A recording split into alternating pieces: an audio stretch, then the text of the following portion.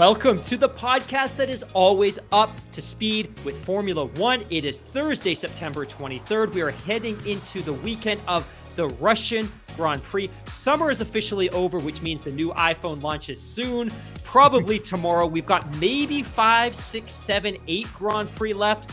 Nobody really knows. This pandemic, this COVID world is crazy, but we do have a tight championship. But before we get there, I literally had a letter asking me my opinion on Drake's latest album, Certified Lover Boy. I joke, it wasn't a letter. It was 2 DMs from Joe Santucci and another from Micah. I like it. It's grown on me. Very rarely do I like an album out of the box, but this one continues to grow on me. I really like the Way Too Sexy jam. I love Knife Talk. I love 7 a.m. on Bridal Path. There's a couple of other good jams. It's growing on me. I haven't immersed myself in Donda. I feel like I lost that connection I once had with Kanye about 10 years ago. I've heard some good stuff, but I think this album is going to keep me busy through at least next summer. My friend, how are you? Oh man, same. I feel the same way about Certified Lover Boy. I haven't been this excited since Duran Duran dropped Rio way back in 1982. But there you go. Hey, that is so depressing that you had to remind me that summer is now officially over. I was just getting to enjoy summer, and just like that, it's up and gone. But hey, you know what? It's still kind of nice weather around here, so we won't start complaining about our Pacific Northwest rain at least for, well, maybe another week, because once the floodgates open, it'll just kind of be like that forever, and we'll be miserable, but we'll make do. At least when it comes to the Formula One World Championship, we are not miserable. We're still enjoying that quite a bit. As you said, we get back to racing just in several hours time. I think that FP1 starts at about 1:30 a.m. Pacific time, 4:30 a.m. Eastern time. So if you're either a night owl or an early riser, if you're on the East Coast, you might actually be able to go and check that out before you go to sleep or before you go to work. But exciting, but not the greatest, most excitingest track on the championship. I mean, it's kind of fun. We were talking about in the Spaces chat a little bit earlier. I mean, watching it is not the greatest spectacle, but from a gaming point of view, it's actually kind of a fun track to drive around. And for a track that has a vertical profile resembling something like a pool table. Anyways, I get ahead of myself a little bit. Before we get into it, just wanted to give out some shout outs to Thomas Beto, Kirk Brew, and Taryn McLaren, who very kindly left us some nice reviews on Apple Podcasts this week. Appreciate it, guys. And we had a couple of emails. If we get a chance to do that, we'll dive into that towards the end of the show. But as you said so nicely, Mr. Hamilton, we get back to racing after a week off. And I must admit that I'm not used to weeks off when the sort of compressed, condensed calendars that we've experienced over the past year and a half, ever since, the 2020 season was kind of cobbled together because of the pandemic. And having a weekend off is actually kind of a strange phenomena, but I find myself kind of getting back into the news, and there's been quite a bit over the past couple of days. I completely agree. And I think it's probably valuable, even if it's just for my benefit, to maybe quickly cast our eyes over to the current championship standings. Because I think Please. as we set up the Russian Grand Prix, it's probably good to just remind everyone of how things are shaping up. So we know the championship is close. And if we cast our eyes towards the current World Drivers' Championship, we have Max Verstappen leading with 226. Ugh. 0.5 points. That's going to be a black mark on this championship for eternity. Lewis Hamilton is close behind with 221.5 points. Valtteri Bottas is in third with 141. Lando Norris with 132. Sergio Perez with 118. Disappointingly this year, just 2 podiums through 14 Grand Prix. Charles Leclerc follows up with 104, and then Carlos Sainz at 97.5. And quickly, just to run down the top 3 in the Constructors' Championship, Mercedes leads. So we have a split championship so far. We don't see that often. They lead at 362.5 points, followed up by Red Bull. Honda at 344.5. And then a distant third is McLaren and Mercedes, although they are surging with 215, followed by Ferrari at 201.5. So maybe that helped set up the news, set up the weekend, but probably good just to reflect back on how tight this championship is, especially as we go into the first couple of stories you've got teed up for today. Yeah, I just wanted to comment on these half points, and it's been bugging me ever since the Belgian Grand Prix for two reasons. Number one, it will be a reminder of how much of a farce that quote unquote, and I'm doing Right. the inverted comments here, Right. that race was, and also as for obsessive compulsive people like myself, this is going to bug me forever when I look back at Lewis's career stats and Max's career stats. That unless what they should do? They should have like a non-championship race before the start of next season, like a winter testing. Give everybody half points that was in Belgium that scored points, just so we can round it off, and people like me can go back and sleep soundly at night without seething and going a little bit It kind of bugs me mental as much about as a tie it. in the NFL. When you see that lone solitary tie in Mhm. the standings, yeah, it drives me crazy. I wish there was a way we could just round them up at the end of the season, but who knows? We still have 7 races left, and maybe one of them could Maybe. be wet. Maybe this weekend's wet. Hopefully not, but who knows? That is the thing. I think that Charlie pointed out in the Spaces chat that they're actually predicting some sort of rain in Sochi, and like I said back then, is that it's almost been like a copy and paste job, like weather-wise, ever since we've had the Russian Grand Prix at the Sochi Autodrome. Like every year seems it's like sunny with like a bit of cloud. We've never seen anything resembling like a really nasty day, and that would maybe throw a bit of a potential wrench into the works, considering it's a track that hasn't seen a lot of say technical challenges on the track itself. Anyways, going back to the news at hand, I love this one. This is a little bit of maybe psychological warfare on the behalf of Max Verstappen and Lewis Hamilton. Lewis believes that the pressure of Max's title bid may actually be impacting him. And Lewis had to say, quote, obviously he won't admit to it, and I'm not going to make an assumption, but I remember what it was like when I had my first title fight, and it definitely mounted up. It was difficult. It was intense. I was going through a lot of different emotions, and I didn't always handle it the best. And that's to be expected. There's a lot of pressure. You're working in a big team. There's a lot of self expectation and pressure because the desire to win is huge. So I empathize and I understand that, but I know how we will continue to grow from this. End quote. Interesting quote from Lewis, don't you think? Yeah, I think it's an interesting quote, and I also saw that Jalopnik had printed a story that was similar to this, quoting the same phrase from Lewis, and they had said in the headline, Lewis trying to get into Max's head, and a Mhm. lot of people are suggesting it's Lewis trying to play mind games and it's psychological warfare. I don't know that that's necessarily the case. At the end of the day, Lewis has been in the sport for an eternity. He's a reflective guy. He's got vast experiences to reflect back on. But I also don't know that we could even compare '07 and '08 to 2021. What Lewis went through in 2007 and 2008 is worlds different than what Max is going Totally. through this Yeah. year. You reflect back 2007, Matt or Lewis was a rookie. He's a rookie in Formula One. He rings off, I think, 9 straight podium finishes to start his career. But his chief rival in 2007, although Kimi ultimately won the championship, was a teammate. And Mhm. that was a team that was going through turmoil because it was caught up in a cheating scandal. He was fighting and battling with a teammate, Alonso, who came over expecting to be the alpha driver and ultimately departed at the end of the season. Lewis went through an absolute hellstorm, not just his first year, but his first 2 years. So I would say that Max is probably experiencing a little bit of pressure, which we'll probably speak to in a couple of minutes, but I don't think you can compare it ultimately to what Lewis went through in his first season in the championship. But an interesting quote, but I would just chalk it up to the fact that Lewis is very articulate. He's a reflective guy. He's got worlds of experiences to turn back to, but I don't think that he's necessarily trying to make psychological warfare or play mind games in this case. Yeah, I mean, it really is a world of difference between where they both are at which point in their career. I mean, like say Lewis was a rookie, Max has already been in Formula One for like 19 seasons, even though it doesn't seem like it. I Exactly. mean, even though he's still a relatively young driver. But I mean, you make a great point in the fact that he did, or Lewis was, trying to prove himself, obviously in his rookie season, and his teammate Fernando Alonso. And let's face it, back in 2007, that is peak Fernando. I mean, he's just Absolutely. fresh off of 2 world championships with Renault. He goes to McLaren, like hoping to replicate that and become like the next big thing in Formula One, and rattling off championship after championship. And it was a completely different toxic relationship. I mean, we all have that Hamilton Rosberg, scenario, that situation in our mind, because that's relatively recent. I mean, that's only 5 years ago.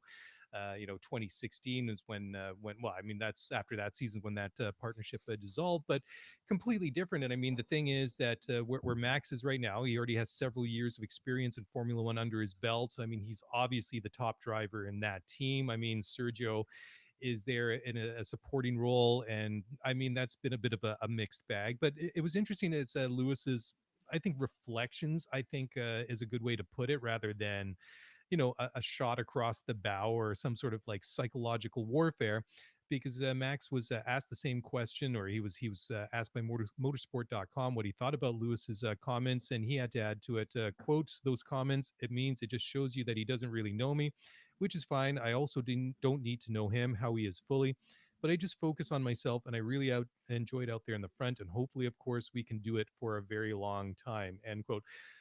One takeaway I get from this is, although Max's English is very good, like there's a little bit kind of lost in translation as well. I can kind of tell that this is somebody whose native language is not English. And I mean, he gets his point across, but I think that if he was asked this question in Dutch, if this was in the Dutch media, like the context would be a little bit different, because the way that I read this, like English comments, it comes across as a little bit insensitive and like I don't give Yes. a damn kind of attitude. And I don't think that is what Max is completely trying to say there, which is I also don't need to know him.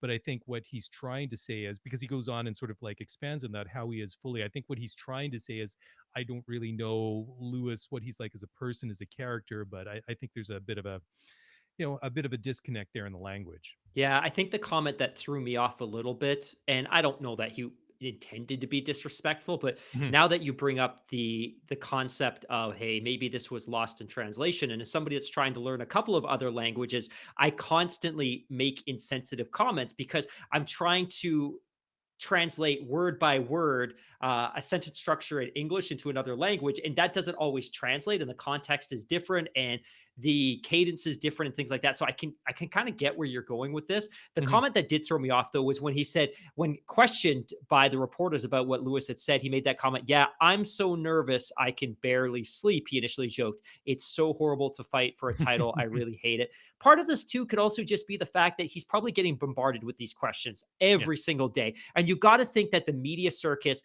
talks to Lewis and then they run straight to Max. Can we get your response on this? Because they're looking for that inflammatory response so they can publish a story about it, right? Like the internet's all about clickbait, that Sure. Instagram image, that Twitter comment that can drive clicks and drive some ad revenue. I as much as I maybe respect or don't respect Formula One journalists, at the end of the day, they're fishing for inflammatory comments because it's a really great way to run a headline. One of the things, though, that I did do earlier today, because somebody on Twitter had posted this comment, and it was a super anti-Max comment. And they said, look, Lewis in his career, he has a 35% win rate in all the Grand Prix he's competed in, and Lewis has only got a 12% win rate. I decided to go back and do a little bit of math. I did a little bit Oh, of okay. half-assed internet research in the spirit of Bill Simmons. You internet sleuth, you, Mr. I Hamilton. I love am. it. I did some actual work. So Max Verstappen has competed in 133 Grand Prix. He's won 17 Grand Prix. He's scored 11 poles, and he's been on the podium 52 times. I think by any measure, that is a phenomenal start, especially when Mhm. you consider that the early part of his career with Toro Rosso, he wasn't going to be super competitive there. He came onto the Red Bull team when they were going through that really ugly divorce the first couple of years with Renault, and it wasn't sure what their future was going to be or who their future power unit provider was going to be, and it had to make the transition to Honda. So for all of those reasons, that's a pretty remarkable start, especially in a world where he was going up against the likes of that ultra dominant Mercedes team and a Ferrari team that had real flashes, especially in 18 and for parts of 19. Now, Lewis, I went back and I reverse engineered this. So again, for Max, 133 Grand Prix, 17 wins, 11 poles, 52 podiums. Here's how Lewis's first 133 Grand Prix stacked up: 25 wins to 17, 34 poles to 11, 57 podiums, and one championship. And if you put this into context, you look back, obviously 07 was a hyper competitive year for McLaren. You could argue that they sabotaged their own championship that year, and ultimately they got caught cheating, and it became a very ugly incident. 08, Alonso moves on. Lewis squeaks out the championship.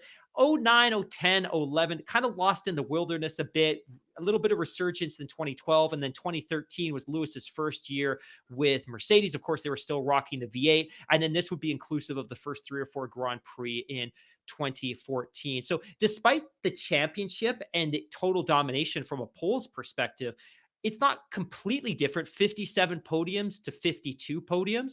I thought that was pretty interesting. I don't know if anyone at home cares, but I wanted to contextualize the first 133 Grand Prix for both of these drivers. Yeah, it really is interesting because you're looking at two guys that are completely different, I guess stages of their careers, but it really is helpful, I think, to contextualize that and see, okay, well, this is where Lewis was and the team, where McLaren was at that point in time compared to where Red Bull and Toro Rosso were when Max first came in. And, it really, those are some really, really interesting numbers, and The the sorry, only go ahead. other no, I was just saying the only other thing that I do think is worth probably mentioning within the Mhm. context of this conversation is Lewis entered Formula One when he's 22. Yeah. Max is only 23. He turns 24, I think, next Thursday. But ultimately, this is a kid that had 100 Grand Prix under his belt at an age where Lewis hadn't even sat in a Formula One car. So obviously, there's a little bit of a difference there, but I think it's helpful to kind of contextualize this because you can't compare the entirety of Lewis's career versus Max's career. The other consideration too is, and this is where I think there probably is, and I want to ask you this because Mhm. we're talking about Lewis contextualizing and talking about his experiences in '07, and we're talking about Max reflecting and reacting to Lewis's comments about him. I think there is a little bit of pressure for both of these drivers, Oh, and sure. hear me out. Lewis has maybe 2 years left in the sport, and obviously next year we go into the new regs, and we have no idea what it's going to look like. I think for Max, this is a situation where he's 5, 6 years into his career, 133 Grand Prix deep. This year is kind of a, I don't want to say a give me, but it's kind of a maybe a bit of a freebie for Red Bull because this was the year that initially we were supposed to transition to the new regs, right? Sure. In a way, Red Bull kind of got an extra year to develop and iterate on their current power unit and their current chassis and their current aero. Like, we shouldn't be driving these cars. If not for COVID, we would already be in the new reg. So, in a Mhm. way, the fact that we kind of stretched out the current regulations of the current formula by a year seemed to benefit Red Bull more than it did anyone. So if I'm Max, like I'm in a situation where, hey, next year is a mystery. We have no idea what's going to happen. We know we're going to go in with a great power unit. We don't know what our designers, what our aerodynamicists, what our designers, we don't know what they're going to come up with and how effective that package is going to be. What we do know is that arguably we have the best car on the grid now. So this is an opportunity that may not be available to us next year. Now, Max still has a solid 10 years left in his career, and I think there's going to Mhm. be some opportunities, but for him, I think this is maybe a once in a lifetime opportunity, especially to steal potentially a championship away from somebody like Lewis Hamilton, deprive Lewis of his eighth title. And this could very well be the last shot that Lewis has at a meaningful championship bout.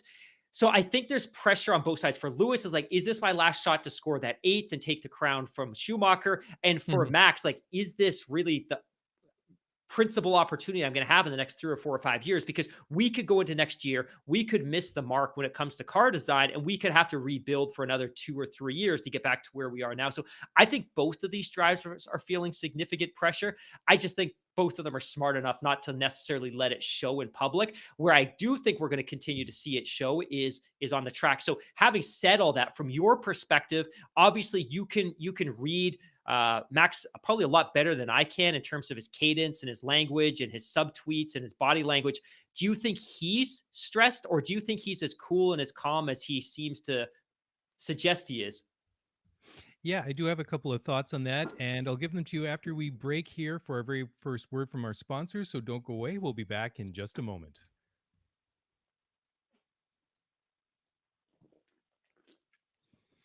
All right, well, welcome back to the show. You're listening to Scuderia F1 to Mr. Mark Daly and Mr. Mark Hamilton. We're talking about the championship battle between Max Verstappen and Lewis Hamilton. And just before the break, Mark, you were asking me just about where I think that Max is, and maybe some of the just being able to maybe understand him a little bit culturally better.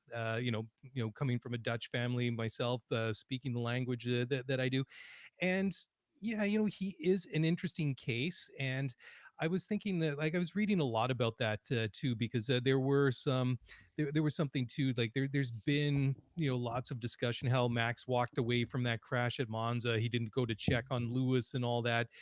And you know again, I think that kind of goes back to what you were just talking about, sort of the clickbaity comments and stuff like that, for people to still be talking about it at this point, because at the time we didn't have the benefit of the super hyper slow mo, and nobody really knew. We knew like the top of Lewis's car was damaged, but we didn't know until afterwards that that Max's tire hit him in the head. And Lewis is still trying to get the car going, so you can kind of understand why Max was like, well, he's probably okay, like if he's still trying to drive, then what should I really be worried? But yeah, it is kind of interesting too, because like I sometimes understand, like I see the way, like the attitude and the way that he kind of carries himself, and I kind of recognize that. I do kind of get the feeling that he's maybe not one of these really sort of extroverted, really kind of like chatty, open people. I think by nature he's maybe, I don't want to say curt, but I think maybe a little bit more guarded in some of his responses. I don't think he's maybe like a really animated person, but I do sometimes think that his responses, they can be fairly to the point, and he doesn't tend to over elaborate on things. And I think maybe I do recognize that he does remind me to a certain extent of an old friend of mine, just that in Holland, who kind of has a similar characteristic. So that might be kind of interesting, but a little bit different. I mean, that might be a pure coincidence, but I mean, I do, and that's why I was saying earlier that there was that one comment that it sounded very much like somebody who's not a native speaker of English saying something, like thinking it in his head, and then sort of translating it on the fly into a different language. Because that is one of the funny things, that regardless whatever your mother tongue is, if you learn another language and you become fluent in it, I always find that, having done this myself, that there is that sort of, in the beginning, that you do sort of think in your native language, and then kind of like translate it until you get to the point where it just becomes natural. Like you might not have like the vocabulary, the grammar down 100%, but you get a lot more comfortable with it. And I think that Max, I mean, people in a lot of those European countries all grew up learning English, but there is a different kind of like learning in school and speaking it. And I mean, I'm not going to take anything away from him. I think his English is very, very good, but I do see a little bit of translation in it. But yeah, it very is a very, very interesting comparison between the two. But I think the one thing that I find is that I think at this point in his career, that Max, yeah, there's got to be some pressure on him to deliver and win this championship. Excuse me, but uh, I don't know. I think it might be a little bit less, considering he's not like fighting for it in his rookie season, or is it in his sophomore season. I mean, he does have the benefit of, like you say, 133 Grand Prix under his belt.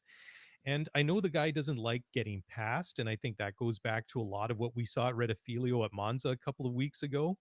I mean, like, he had the opportunity to back out of that, but I mean, we've seen that, like, over the course of his career so far, that he doesn't like being passed. I mean, they basically created a rule around that. Max and his whole, these sort of moves under braking, which had a lot of the other drivers up in arms. So I think mentally he might be a little bit in a better place than Lewis is. But again, I mean, Lewis has been through this a lot of times, whereas Max, he might be saying that he's not feeling the pressure, but he has to be, because this is something each and every week has been different, because there's been ups and downs. And I mean this is a lot tighter than we've seen for a good number of years. And ultimately, who knows what it turns out by the time we get to Yas Marina in a couple of months.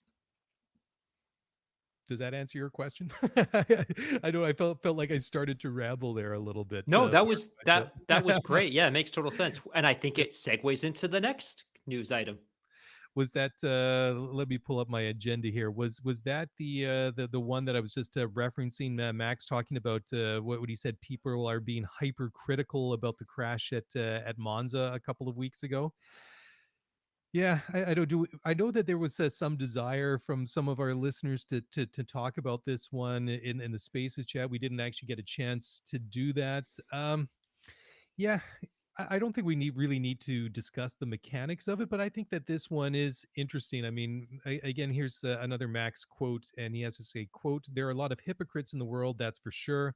I mean, I jumped out of the car and I looked to the left, and of course, he's still trying to reverse, shaking the wheel, trying to get away under my car. So I'm thinking he's absolutely fine.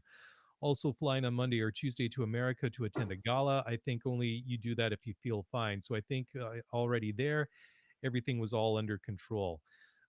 End quote. So again, a bit sort of like choppy English, but you can kind of understand that. But I mean, when it comes down to these sort of these questions, I mean, this is more of when it comes to checking on somebody that's like injured in, like in a sporting competition, and sort of walking away knowing that person is hurt or not really caring about that. That's more of a that's a character thing, I think, more than say a sportsmanship thing. Like, I mean, people will shake hands and kind of give respect to their rivals, but if somebody was seriously hurt, you would think that they would definitely check in on them. I know that Lewis said he was surprised, but as Max kind of pointed out, from his point of view, it still kind of looked like Lewis was trying to get going. So you can kind of I mean, I understand the perspective from both Lewis and Max, right? Yeah, this is one of those times where I would probably be a little bit more supportive of Max. I didn't necessarily like the comments, and I think the reference to the Met Gala, which is what he was talking about with Hmm. respect to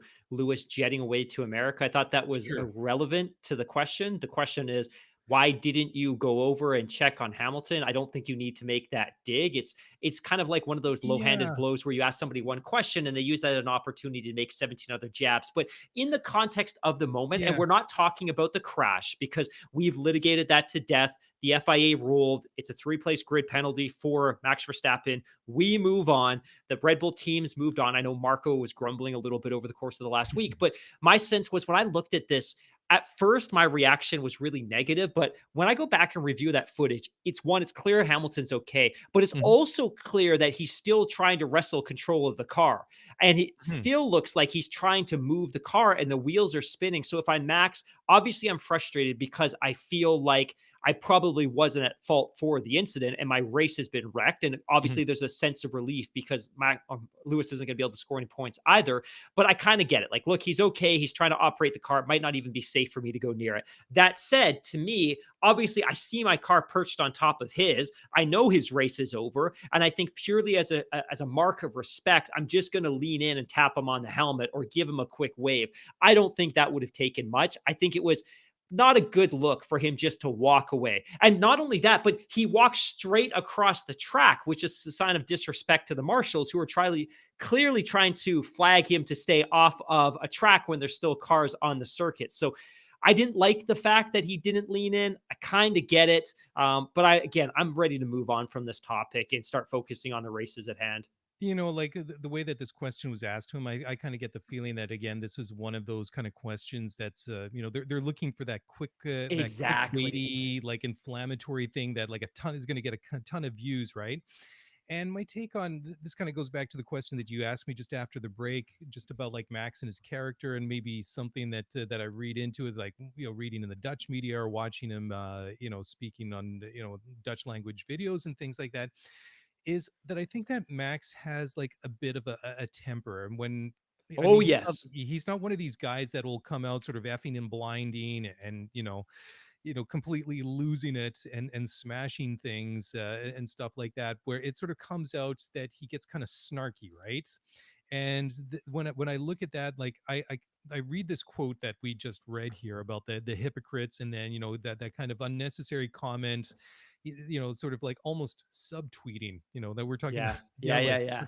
yeah, I should say that he's not subtweeting because it's not Twitter, but you kind of get what I'm saying, right? Is that exactly what he's talking about also flying to Monday or Tuesday to America to attend a gala. You know exactly what he's talking about, who he's talking about, but he's not coming out and say it. But to me, that's that aggression coming out in that quote, that he doesn't like the question, that it's really kind of gotten under his skin, but rather than just ignoring it, he has to address it in some sort of way, and it comes out in this kind of like snarky, kind of irritated, kind of It's a dumb comment, Yeah, honestly. for sure. And the other thing we don't know too is how many times was he asked the same question that day? Exactly. It's very possible he was asked the question 20 times. He responded respectfully on the 21st time. He's like, I've had enough of this question. I'm frustrated with the situation. I'm frustrated sitting in front of the media. He's probably been answering this question on radio interviews and telephone interviews and Zoom calls for 2 weeks.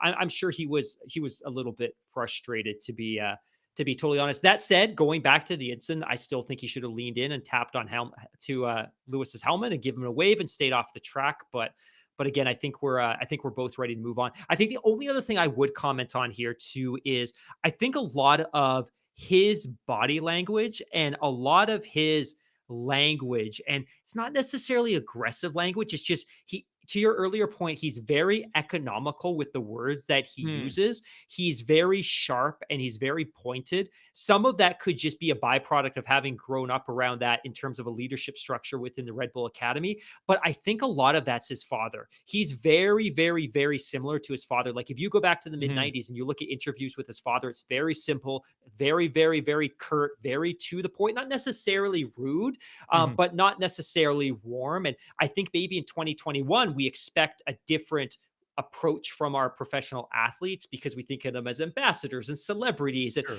and all of those other kind of things. But his father was very curt, was very pointed, was very short. And we also know verbatim that he grew up in a very militaristic type of environment with his father, where his father identified that he was going to be a Formula One driver at an Hmm. incredibly young age. And he basically rode him his entire career. So for all of those reasons, I think this is how we've ended up with the personality that is Max Verstappen.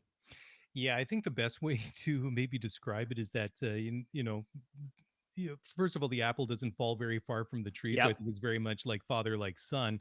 And I think that the word that kind of popped into my mind as you were discussing that comparison between Max and his father Jos was that Max has almost been very carefully curated Yes. over the course of his life. And I mean, his career's obviously been very well managed, as through karting and all these other, had his racing career until he got to Formula One. I mean, obviously his dad being the former Formula One driver himself knew what sort of trajectory Max had to go on. But it really is kind of interesting if you go back. I mean, I'll be honest, it's been a long time since I've seen an interview with Jos Verstappen. I mean, back in the day, I mean, when I was living in Holland, he was all over the place in Mm. magazines, on TV. I mean, and you could tell back then that if they and I might add that he was driving for one of the bottom ranked teams like the Alfa Romeo or Williams of that era, right? With Arrows Orange Racing or TWR, whatever it was called, because they kind of morphed through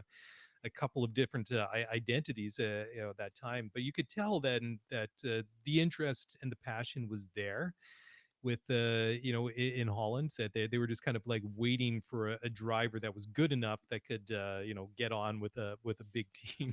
Just little did we know that 20 years later or 15 years later it wasn't going to be him, but it was going to be his son. So it's kind of interesting how that worked out. But moving along, this one's kind of interesting. Just to kind of like making these kind of then and now comparisons. So we kind of move off from Jos Verstappen and Max Verstappen then and now.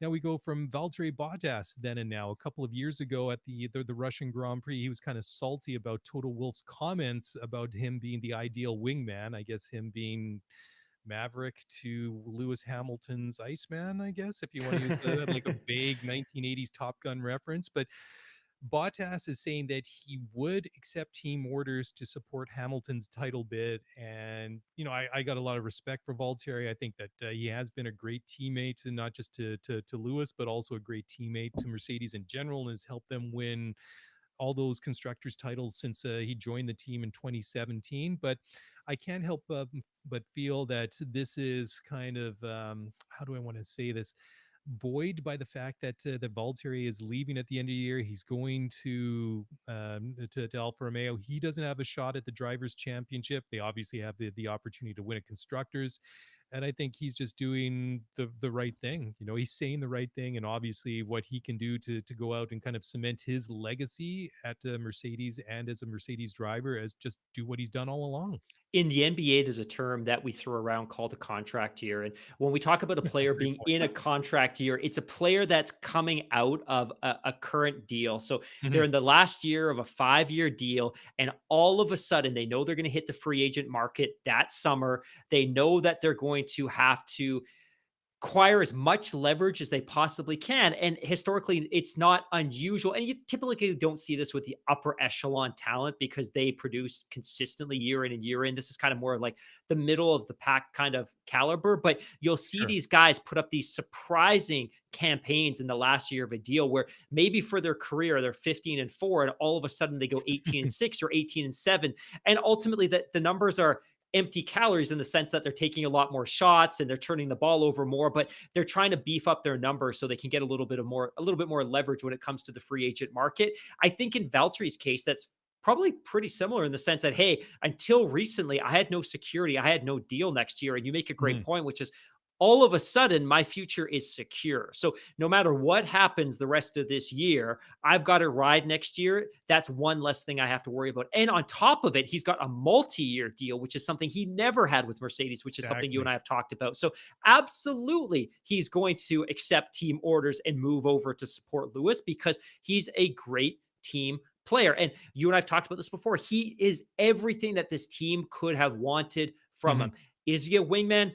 Damn right. Is he the best wingman that Lewis has probably ever driven with? Absolutely. There was zero friction, and he did everything necessary to get this team into the Constructors' Championship contention every single year. And they won it in 17, 18, 19, 20, 21. And they're on pace to win it again this year. And even if you look this year, we keep talking about how damn good that Red Bull car is.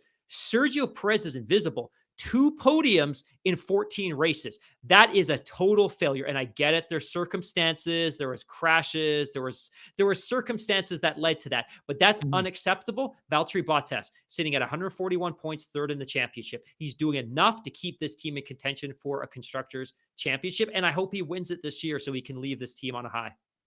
Yeah, it certainly would help cement his legacy and go out for on a high note as he goes to open a new chapter at Alfa Romeo. It was time for another break. When we come back, we have news as Miami! Miami I'm finally going to has. Miami. Okay, Will Smith, let's just bring it down a notch. We'll talk about that after the break, so don't go away. We'll be right back.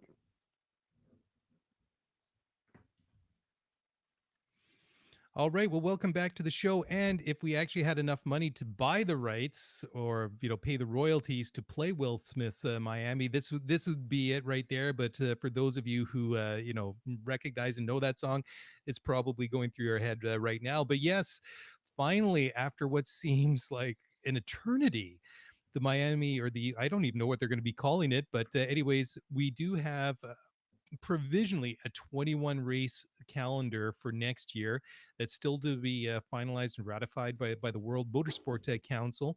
So I mean it's obviously not a surprise that it's going to be on the calendar. I mean that's been official for a while, but what did surprise me is the dates that this is going to go down, and that's on the weekend of the 6th to the 8th of May 2022, which is about the week before typically we see the Spanish Grand Prix, which is usually middle third weekend of May. Then you have the Canadian Grand Prix, which is typically the first weekend in June. So one of the things I love to see when you get to this time of year is the provisional Formula One calendar that's going to come out for the following year. So when I see this time slot for Miami, really gets me asking a lot of questions.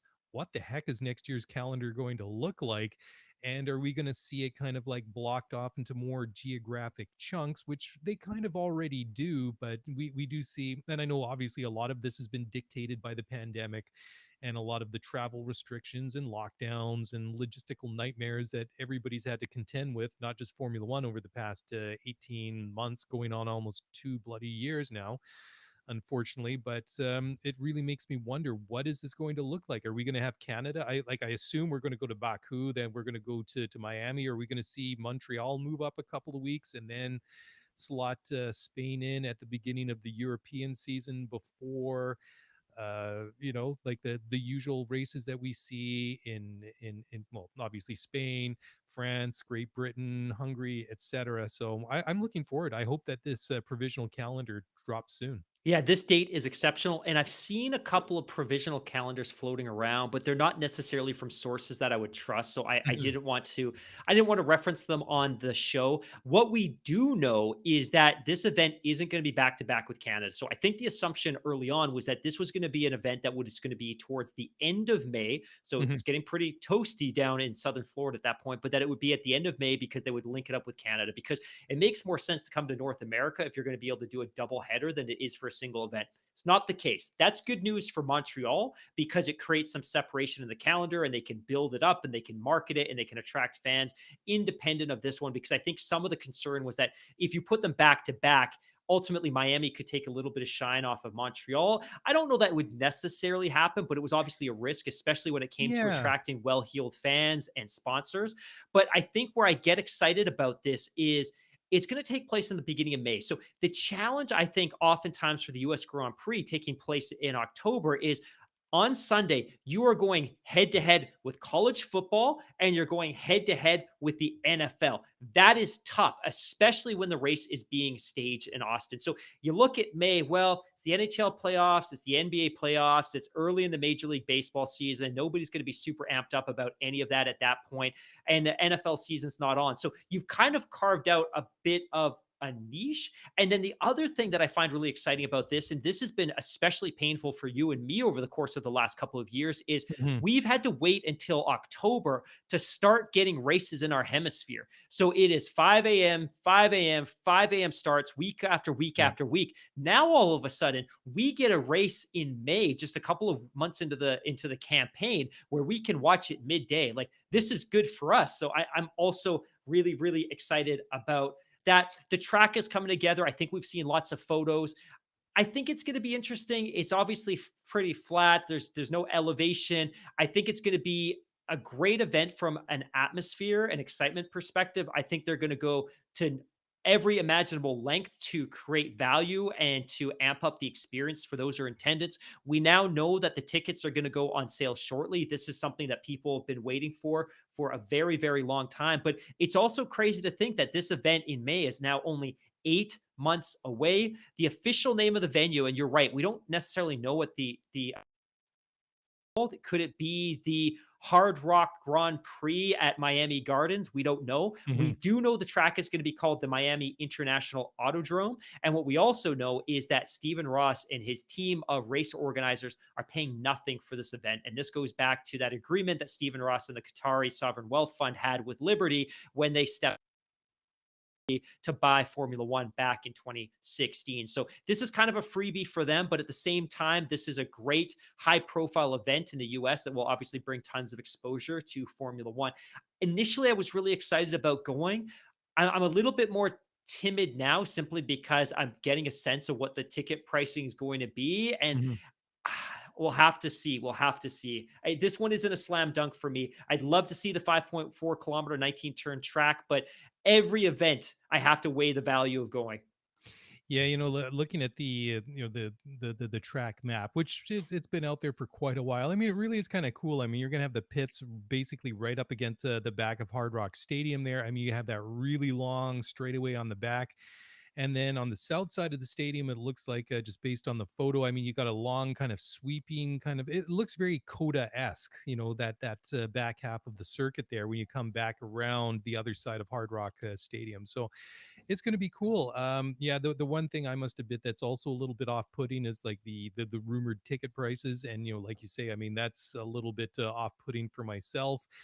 But I was just thinking too what you were talking about, like maybe it's a little bit off-putting for Montreal, or maybe they're breathing a bit of a sigh of relief knowing that they're not going up against Miami, a week or 2 weeks later, but the reputation that Montreal has as a destination, as as a cultural city, as a Formula One host. I mean, there's a lot of people that love going to Montreal just because of the nightlife, because of the race. I mean, as a destination, it seems to be loved by the teams, by the everybody involved, the media, by the fans. So Yeah, I mean, maybe putting Miami up against it might be a little bit of a detractor, but I think that Montreal is enough in a draw of itself that, maybe in the first year or two, Miami might be a bit of a draw just because of a novelty thing. But I think that Montreal, I mean, they've been on the calendar for countless years, right? I mean, I think it's well established in terms of the race and just the fact that it is known for, as a party spot, for an exceptionally good place to go watch a race, all the things that tick all the right boxes. I think that's a great point. And the other thing to consider too is by the time we get to June next year, when presumably the Canadian Grand Prix will be held, it'll Mhm. be the first time in 3 years. We haven't seen a Crazy. Canadian Grand Prix in 2019. We're going to have two Canadian drivers on the grid for the first time.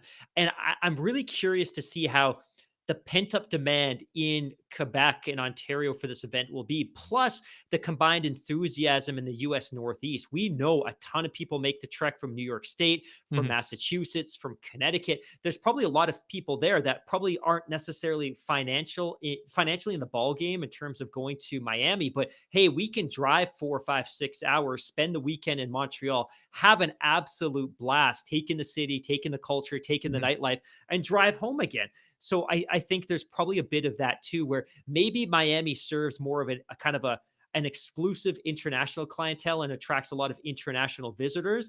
And Montreal continues to cater to the Northeast. So we're talking about, like I said, Massachusetts, Connecticut, New York State, Pennsylvania, New Jersey, and of course, Ontario and Quebec. So basically, you're saying whereas Miami is going to be like for the jet setters, that Montreal is more of your blue collar Formula Yeah, One maybe as destination. as much as it can be. And I would just add as well that, and I've talked about this many times. I understand that Liberty's ultimate vision is to have 3 races in the Yeah. US. Like, this is just step 1 in a 3-step plan or a 2-step plan. I don't know how many steps there are. I guess if there's 3 races, it'd be 3 steps. So it's the second step in the 3-step plan, but ultimately they wanna have a 3rd race, and maybe that's a street race in Las Vegas, or maybe they find their way to the West Coast, or maybe they end up back at Indianapolis, and Mhm. I think that's a track that's showing increased interest in bringing Formula One back, because you can tap into the Midwest and Chicago and Indiana and some of the neighboring states. But I think Liberty's long term plan is they want 4 or 5 races in North America between Mexico, Canada, and the United States. It's interesting. I wouldn't be at all surprised if that third race lands in Las Vegas, either on a temporary street circuit or maybe a purpose-built facility out in the desert there somewhere. I mean, you look now at the success that the NHL has seen with the Las Vegas Awesome point. Golden Knights. You see now with the Las Vegas Raiders, and I mean that beautiful stadium that they built for that team there. I think that Vegas, obviously it has a reputation as a destination for nightlife, for gambling. I mean, Las Vegas is like literally nowhere else on earth.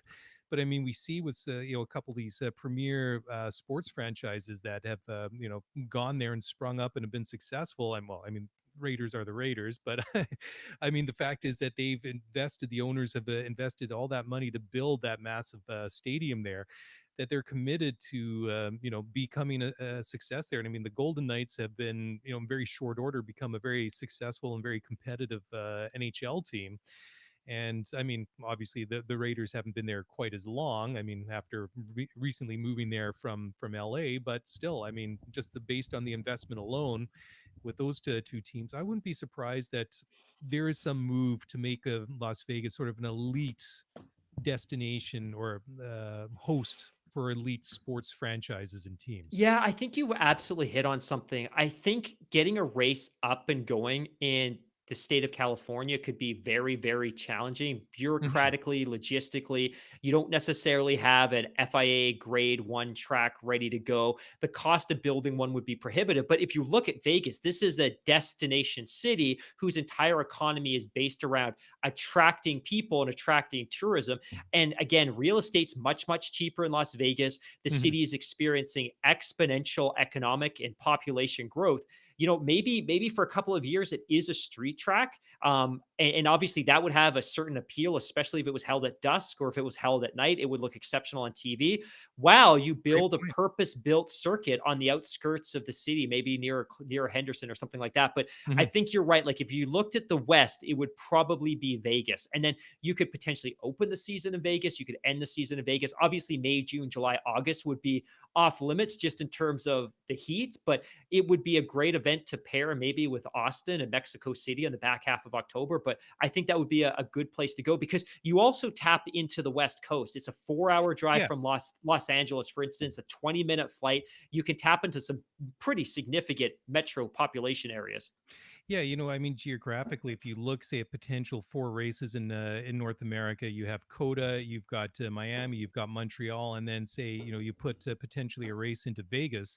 I mean, geographically, I mean, that's a pretty decent spread for all the the potential destinations on the West Coast and and further afield. I mean, Vegas is already a destination that you can get to fairly easily from many other metropolitan centers around the entire continent. So it's not all that difficult. I mean, you and I can get to Vegas.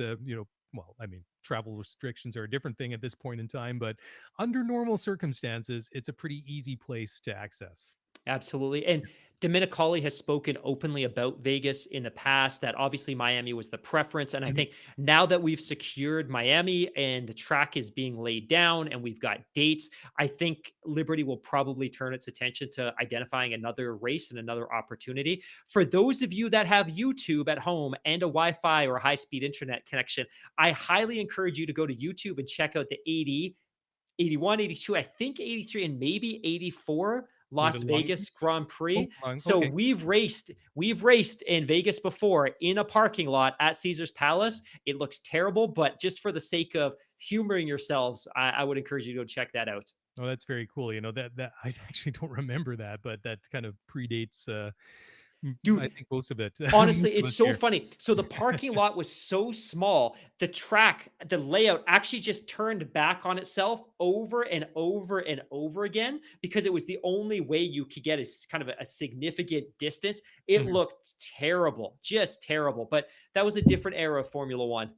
Yeah, I mean, totally right. I mean, back in those days, you could literally throw up a Formula One track in the middle of a parking lot Yeah, as long as you safety had didn't some. matter. Yeah, yeah, as long as you had some some old tires and some cones and some, so some temporary bleachers that you could put up somewhere. I mean, how times have changed. Oh, Anyways, yeah.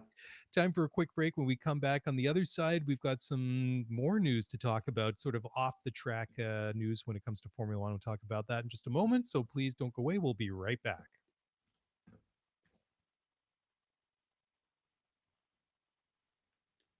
Okay, welcome back to the show. We're talking about, well, a lot of things. We've been talking about the Miami Grand Prix, which will probably be named something else. I really wonder what they're going to call it, if they're going to stick with that. But, it's interesting. There are a couple of things that have popped up this week. And the mayor of Imola in Italy, where we've seen the, what is the Romania Grand Prix, formerly the San Marino Grand Prix, has said that it is set to join the calendar permanently, well, at least until the end of 2025. And I don't know whether or not this is true. We haven't seen or heard anything yet. As we talked about a little bit earlier before the break, that once that provisional 2022 calendar drops, we'll know which tracks are going to be hosting races. But for me, I kind of like this because it kind of adds to that, what I like to think is kind of that Goldilocks zone, the just right, that nice mix of the old tracks, the historical tracks, plus the new tracks. And I think you really need, in this day and age, as much as you have to be able to embrace new tracks, new destinations, and expand that fan base. I think a lot of the draw for Formula One is the history, and you have these historic tracks. That's why, for me, I mean, you need races like Monza, you need races like Silverstone. And the list goes on. I mean, as we've talked about many times over the months and years, that it's almost unthinkable that there isn't a German Grand Prix, just like for many years there wasn't a French Agreed. Grand Prix. So Agreed. to see Imola come back on the calendar, I think would be awesome. So you just touched on what the caveat is here. So I agree. I Okay. think we've been incredibly blessed the last 2 years that during this COVID pandemic era, we've had three tracks in Italy which we could lean into in Monza, Yeah. Mugello, and Imola. Thank goodness we had that opportunity because no other country in the world presents us with those type of opportunities. So Mhm. here's the catch. When I was looking at that ultra sketchy provisional calendar earlier today, it listed Manicours, French Grand Prix, or Imola. So they Oh, share a okay. date, which means that only one of them presumably is going to make the final cut. So I decided to go and do a little bit of digging because I wanted to understand what the current contractual status is. And Manny Kors, did I say Manny Kors? What the current status is of the French Grand Prix. The French Grand Prix contract ends this year. Ah, So okay. they are That's out of interesting. contract. And if you remember, the French Grand Prix ran consistently right up to 2008. It was off the calendar for a decade. Mhm. Came back in 2018. They raced it twice. We missed the event in 2020. It came back this year. It's not been a well loved and well received event globally because it looks terrible on TV. It's Mhm. basically just a giant concrete slab. There's no grass, there's no gravel, there's no sand. It doesn't look good. The drivers don't necessarily love it. This year was better than I think we've seen before, but it still wasn't great. But all of that aside, I don't want to dismiss the idea of a national Grand Prix because of one Mhm. lousy track, especially when there might be other options in France. The other thing that would be shocking is if we lost the French Grand Prix, in light of the fact that we have two exceptional young French talents in the sport. Mhm. Obviously, Esteban Ocon won a Grand Prix this year, and Pierre Gasly won a Grand Prix last year. If ever there would have been a motivation on behalf of commercial interests in France to keep a Grand Prix in that country, you think it would be now because you can sell and market the entire event around the fact that you have two young French drivers and maybe two and a half if you consider Charles Leclerc. But Exactly. Yeah. I think he really leans into his Monegasque heritage. But 100%. ultimately, there's tons of French talent in the sport right now. But Mhm. that would be the catch here is that presumably if you add Imola, who are you going to drop? Because we're not going to be at a 24 race calendar next year. We're not going to be 25. And something has to give to accommodate Miami as well, Mhm. especially when you consider that Canada's going to come back next year. So Yeah. I'm very curious to see what the provisional calendar looks like, just as you are. Yeah, that's a great piece of information because I honestly did not realize that the contract that they had with the French Grand Prix at Paul Ricard ended after Paul this year. Ricard. I Yeah, cannot believe I said Manicore. Slap yeah, me on the wrist.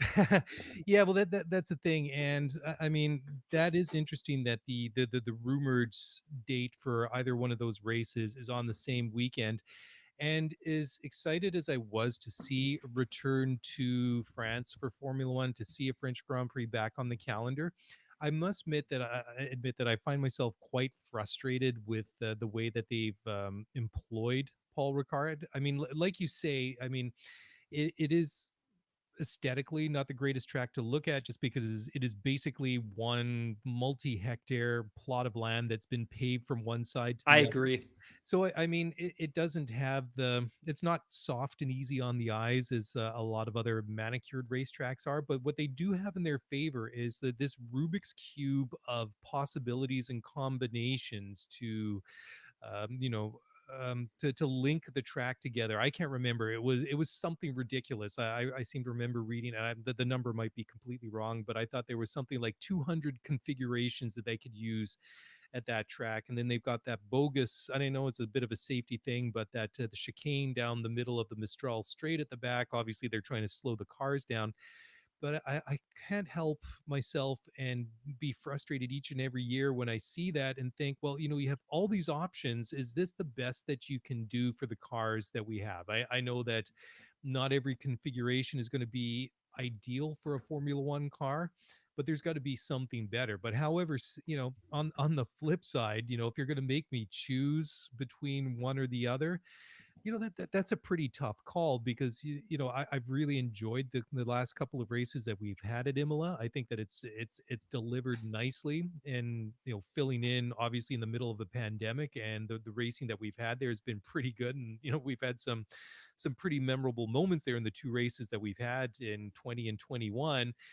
But if you're asking me to give up a French Grand Prix to bring Imola back, that's a tough one because I like to see a French Grand Prix. I'm just not convinced that Paul Ricard, is the place to do it. And if so, is there a better way that they could run a Grand Prix on that track? For me, it's a difficult call to make. I don't know how you feel about it.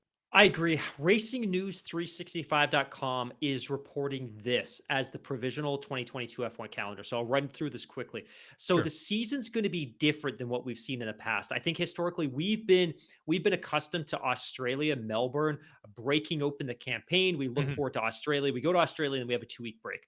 It looks like, and this is consistent with everything we've heard, the Formula One seasons will now begin and end in the Middle East in the Gulf region. So we're going to start the campaign in Bahrain, which we knew because we know we're going Mhm. to have winter testing. So we'll have Yep. winter testing. Yep. We'll open the campaign in Bahrain, followed by Jeddah, which will be converted, will be switched to Qiddiya in a couple of years, but will be Jeddah, followed by Australia, China, Miami.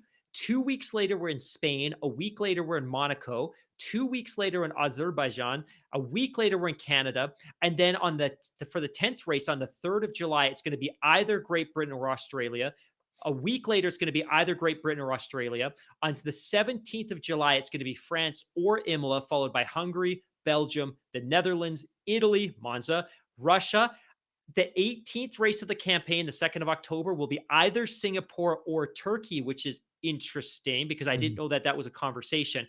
And then, of course, Japan, Coda, Mexico, Brazil, and then Abu Dhabi. So that's a Yeah. conventional close. I think that's what we're used to seeing: Japan, Coda, Mexico, Brazil, and Abu Dhabi. The beginning of the campaign is obviously very different than anything we've seen. We haven't seen Australia since 19. We haven't seen China since 19. This will be the first time we're obviously in Miami.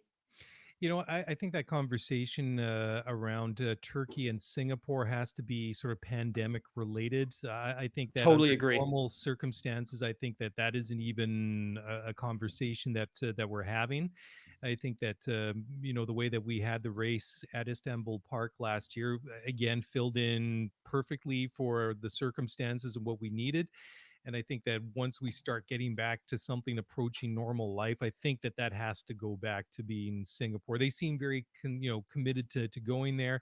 They seem to put on a pretty good event, and the night race there seems to work really well. So just kind of going back to the conversation we were having earlier in the show, what is the weekend that the Canadian Grand Prix is being put on? I'm Yeah, guessing it's great about the question. 20 19th of June. 19th 19th of of June. June. 1 week after Baku Okay. and 2 weeks before what will be either Great Britain or Austria. Okay, so basically, if that provisional calendar that you found is anywhere close to what they're considering, then Canada basically moves 2 weeks further back from its, I guess forward into the season. Yeah, So and sort of and now that I look at the calendar, it's starting to make a little bit more sense. So we start in the Middle East, Bahrain, Jeddah, Australia, Yep. then we're in China. We'll Mhm. cross the Pacific to get to Miami. So Yep. there's 2 weeks between China and the United States. So 2 weeks between China and Miami. You go into Miami, and then 2 weeks later, you do a race in Spain. A week Yep. later, a race in Monaco. You've got Yep. 2 weeks off until Azerbaijan, and then you're right back to Canada, and then you flip back to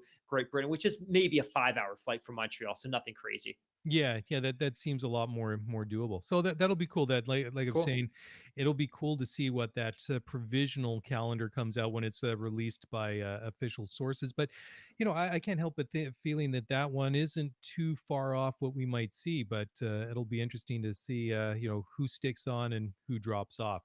Anyways, time for a quick break here, and the next story here has already created quite a little bit of a conversation on our social media channels.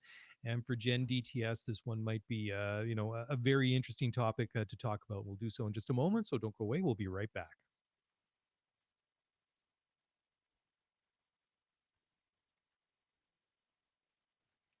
All right. Well, welcome back to the show, and I've certainly learned a lot about what's going on in the world of Formula One, but also away from the world of Formula One. And the fact is that you are a stock photo model.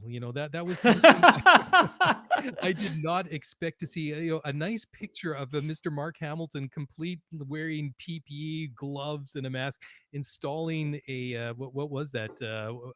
What was it? A A range hood. a Yeah. range hood. Yep. So if you go on Shutterstock and you need some stock photographs of a technician delicately installing appliances in a luxury kitchen, you can absolutely do so. So far, and my catalog has been up for about 3 months, I have earned $1.57 in royalties. So There you not go. the most lucrative experience, but I do tease Parsa, our son's godmother, is an aspiring model. But I tease her all the time that I too am a professional model, just not one that's making any money. But thank you for sharing that on the air. That's awesome. Maybe then the next time we talk about it, you've earned an additional It's 1.57. going to pay for my Miami tickets, I tell you. There you go, a buck 57 at a time. Now, talking about what we were just hinting at before the break here, but Netflix says they would think about buying out the F1 rights to stream races. And they said they would consider a bid to take over running of Formula One if it was available, just to ensure that it has the control needed to justify broadcasting races live. Now, this is interesting because I have to admit, like everybody else, I have a subscription to Netflix, which gets a ridiculous amount of use in my family in my house, and I'm sure is the case for most people nowadays. And I have to admit, I like a lot of I don't watch all their originals, but I find that a lot of their program, not just Drive to Survive, it's absolutely top notch programming and content, say, from series to movies to whatever. But this is completely different to what we're seeing on Netflix, and I find this one fascinating. But seeing what they've done, not just with the Drive to Survive, but just what they've done with their own content in general, I can't help but feel that they would do a very good job of it production wise. I'm intrigued by this whole story because it would be a very radical shift from their current offerings. Yeah, this story is bananas. And there's far more here than you would probably extrapolate or unpack from the title. What they are saying here, and Netflix's CEO Reed Hastings is explicitly saying, is that given the opportunity, they would seriously consider a bid not for the TV rights for Formula One. They would buy Formula One in its entirety so they could own the entire package, and they would have complete and explicit control over how it was produced, how it was packaged, and how it is presented. So what they're saying is, yes, this is something we're very much interested in. They acknowledge that they weren't in a position to even look at this back in 2016, 2017 when Liberty took over, but that if they could buy Formula One as a complete entity, they would do it because it gives them a specific property that they have full control over. The challenge for platforms like Amazon and for Netflix when it comes to things like professional sporting leagues like the NFL and the Premier League and Major League Baseball and things like that is ultimately you're only ever going to be able to get a slice of the action. And you're really constrained by the way that those sports are conducted. Because if you look at the NFL, if you look at NBA, Major League Baseball, those teams are all owned individually. The unique thing about Formula One is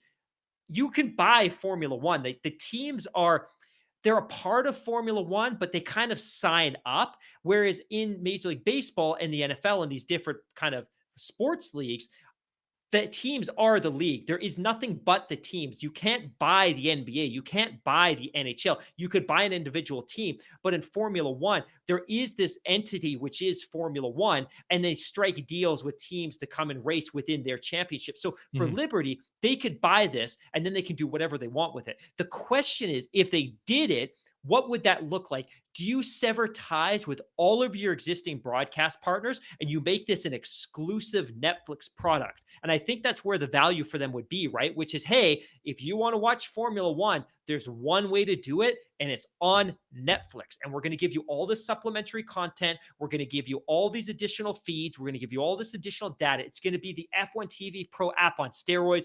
We're going to load up 20 years of races into Netflix. It's an app you already use. It's available on every device in the world. That would be exciting. And maybe they do that, but maybe they then package up the same feeds and sell them on to their existing broadcast partners, because there's some expectations in some parts of the world that it's still going to be available that way. So Yeah. for me, this is exciting. But this is the other interesting part. This is now the second time in what, a week, 2 weeks, you and I have been talking about a possible sale of Formula One. The Yep. first conversation was a week or two ago when it was reported that there was a Saudi group looking at buying Liberty. And now we've got the CEO of Netflix openly speaking about a possible purchase. This, where there's smoke, there's fire. And I think you and I were right that Liberty may not be looking to sell because there's still so much more value they could extract from this, but they only outlaid $300 million of their own capital anyways. If somebody comes along and says, hey, we'll give you $8 billion for this product, you probably kind of wipe your hands clean of it and hand over the keys and walk away with $4 billion in net profit before tax. So this is exciting. This is very, very cool. And I think it's one of the only sporting properties in the world that a streaming platform could really do this with, just because they would have complete and total control over this. It's one race every 2 weeks on average. You could do this. So very exciting.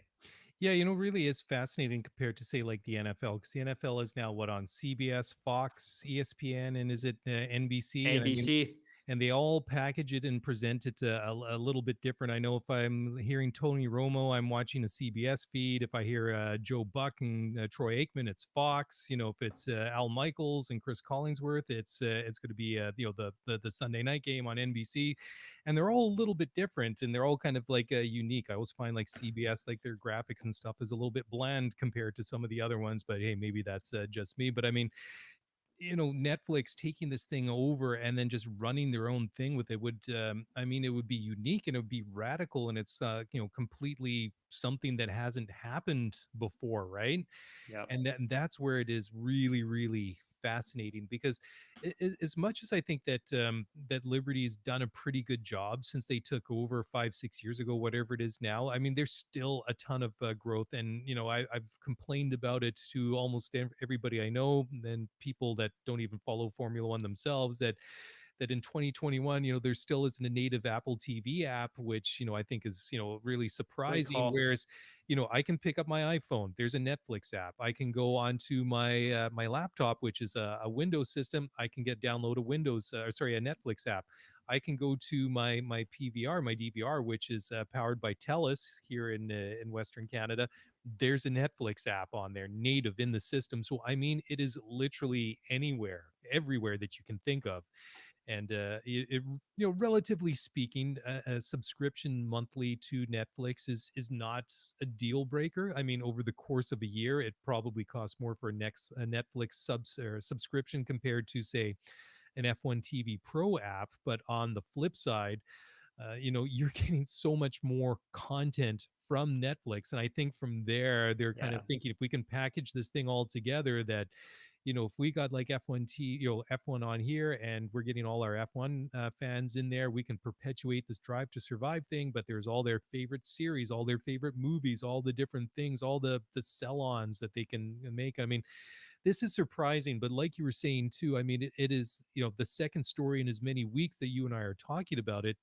And whereas I might have brushed this off a week or 10 days ago as, Agreed. this is maybe just kind of like, nothing to it, that old saying, where there's smoke, there's fire. I'm kind of wondering now where, what's going on, beneath the surface, behind the scenes, that we're just not privy to. And I'm really quite curious as to see where this goes. I mean, it's definitely a story to watch. The other reason I'm invested in this, and I know we've got a couple of other great stories to go through, is I don't actually think that the actual broadcast experience of a Formula One race today is a whole lot different than it was pre-Liberty. They haven't had the opportunity yet to get super innovative. It's okay. It's not Hmm. great. And I also I I've typically really enjoyed the Sky personalities.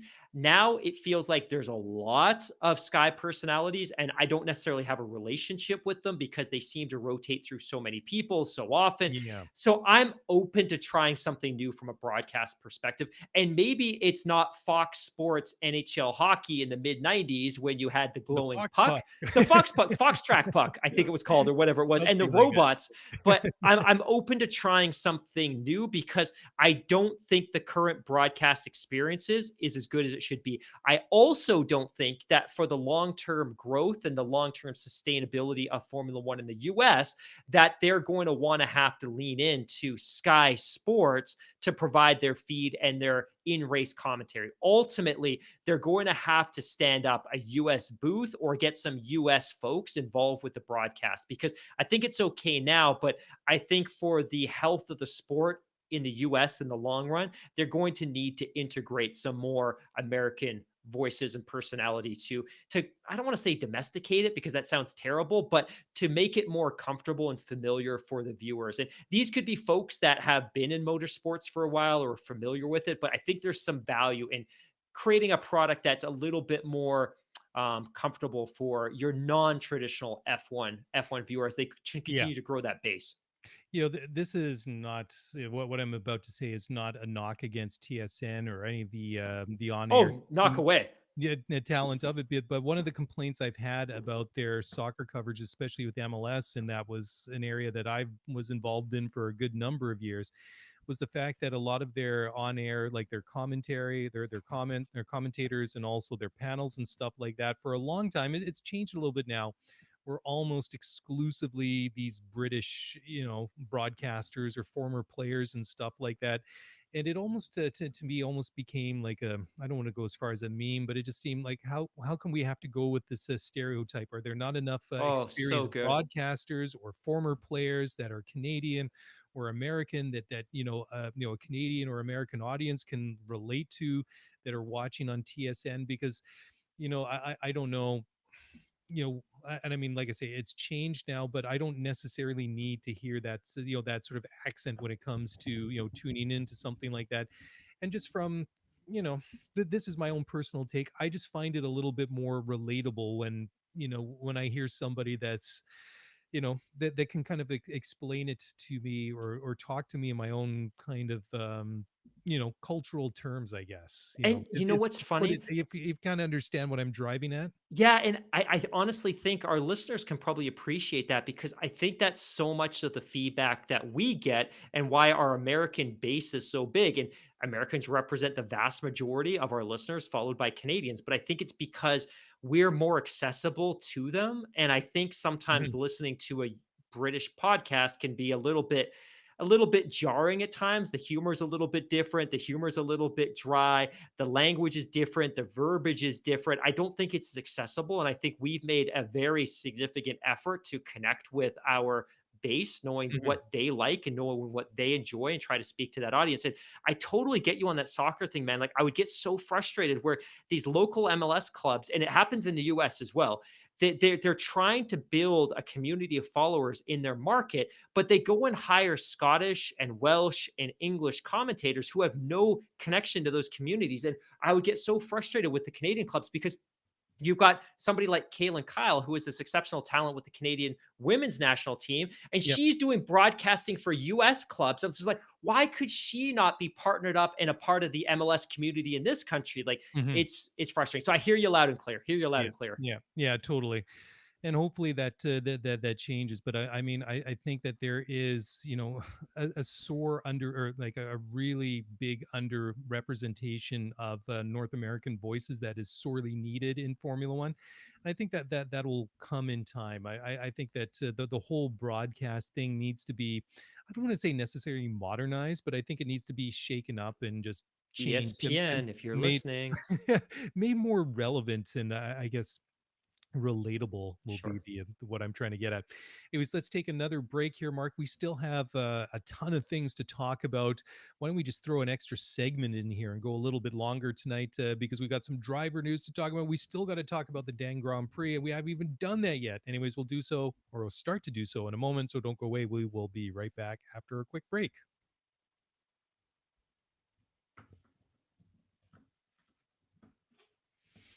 Okay, welcome back to the show. And we do have some drivers' news. First of all, Sebastian Vettel says there was never really any doubt that he would extend his deal with Aston Martin into 2022. Seb is apparently really excited to drive the new cars. And, well, I mean, honestly, what option did they really have? Like end that deal with Sebastian or not give him the opportunity to extend that option, which I believe he had was, he could initiate that option in his contract himself.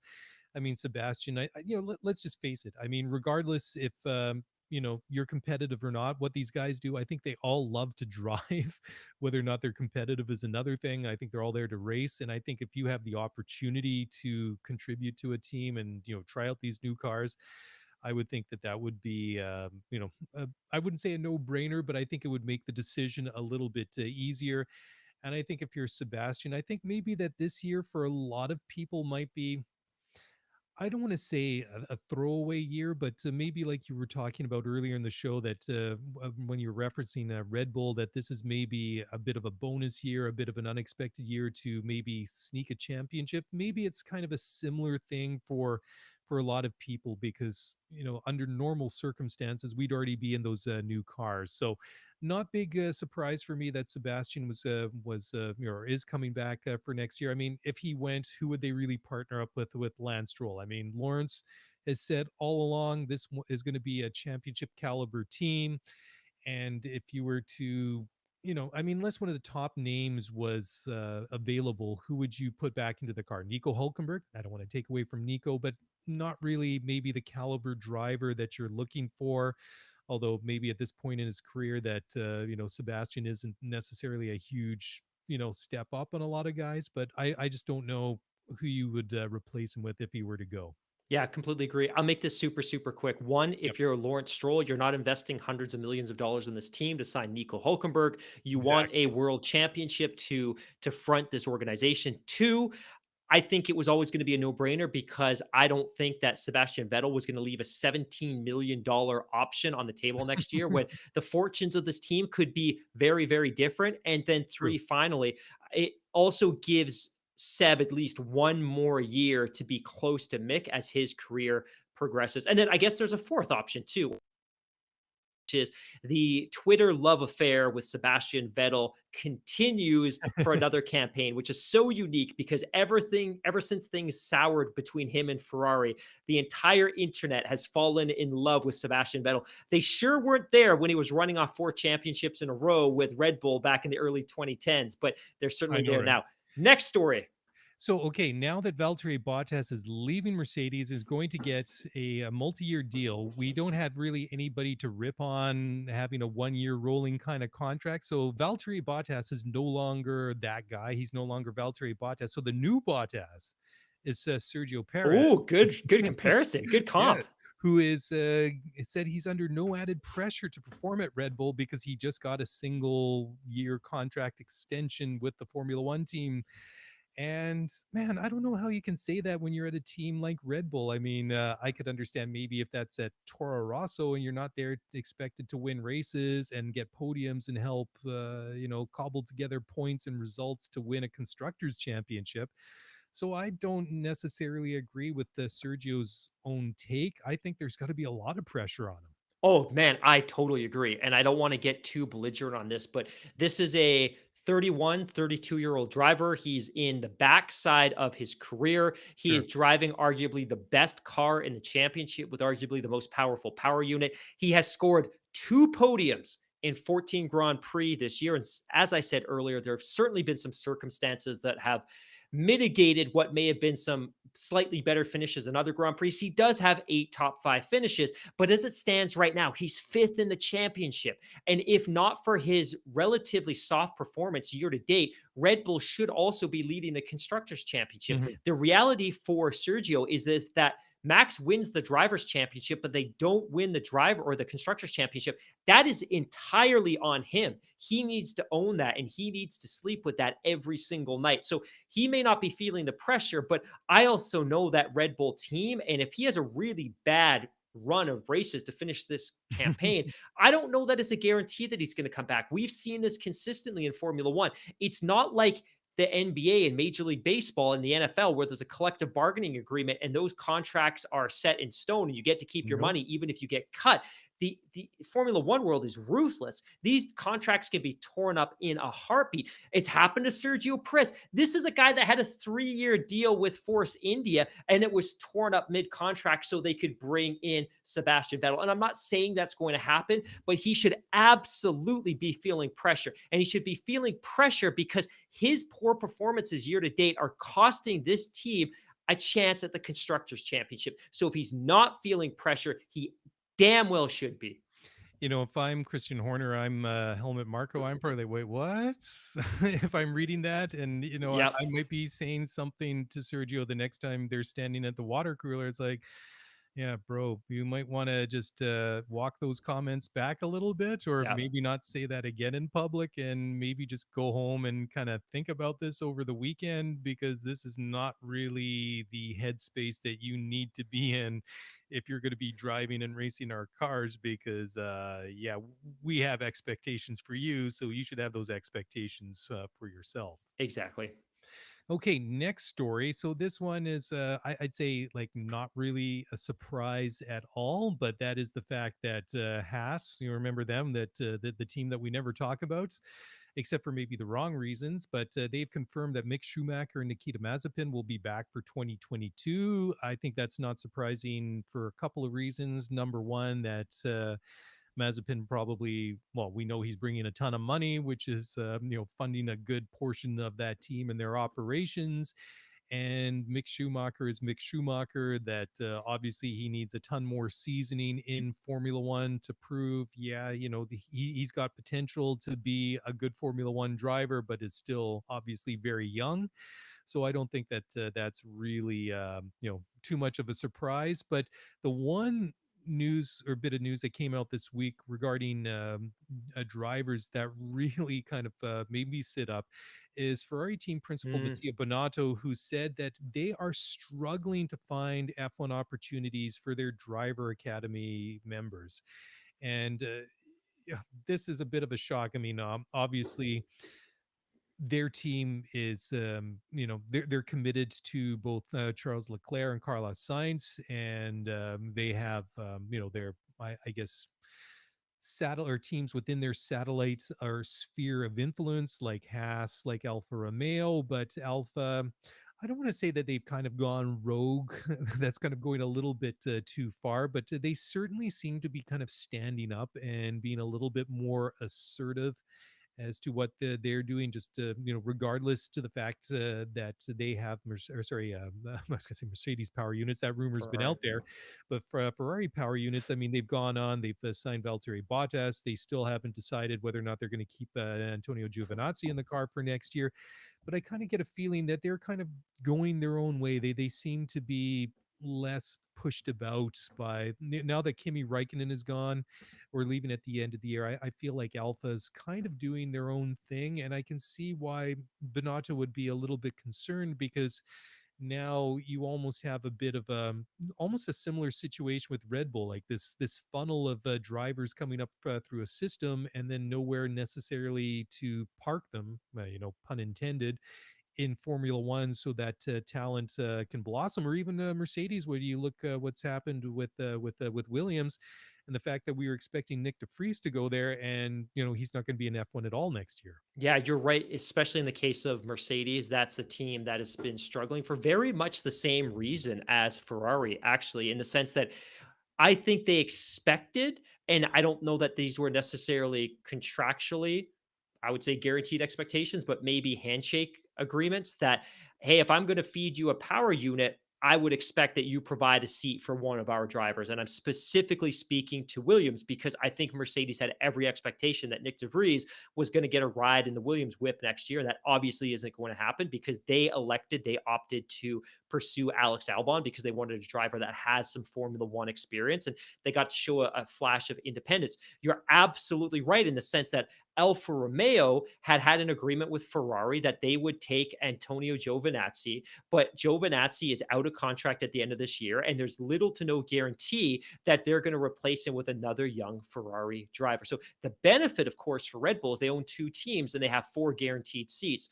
Ferrari has one seat with Haas in Mick Schumacher. They had a second seat with Alfa Romeo, but it looks like they're going to lose that. So very much like Mercedes, they're running out of places to stash their young drivers.